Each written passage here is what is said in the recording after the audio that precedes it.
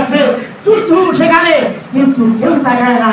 যেমন আমার 10টা ভাই থাকলো, আমাকে ওখানে মাইরে ফেললো মাথা ঘাড়ে, এরপরে আমরাই ভাই খালি এখান থেকে বলতেছে, হ্যাঁ তোকে মারছে, আমরা আছি তোর সাথে। এরকম ভাই থাকা আর না থাকে এক সময়, ঠিক কিনা? আজকে গোটা পৃথিবীর সব মুসলমান দেশগুলি, সব হারামখোরগুলি শাসক, এরা কেউ খবর নেয় না। দেখেন জর্ডানের রাজা নবীজির 42তম পুরুষ বংশধর, কিন্তু খবর নাই, সে আরো মারার পক্ষে। দুবাইয়ের রাজা মারার পক্ষে, সৌদি আরবের রাজা মারার পক্ষে। আমার ভাইরা তাকায় দেখো, ফিলিস্তিনের পক্ষে একমাত্র কারা কথা কয়, তারা হলো ইয়ামিনের হুতি যোদ্ধারা, তারা হলো হিজবুল্লাহ, তারা গরিব সংগঠন। তাদের জান মাল সব কিছু দিয়ে ওই বেঈমান ইসরায়েল নামক রাষ্ট্রটিকে পৃথিবীর থেকে মুছে দেওয়ার জন্য যে চেষ্টা করতেছে, সেটা হলো ইরান, ঠিক কিনা?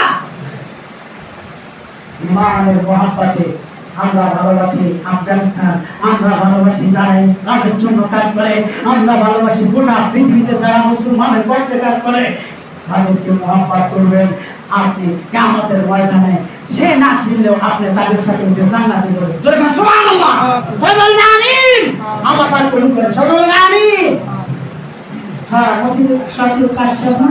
হ্যাঁ, সবাই আজকে ভাই আলহামদুলিল্লাহ।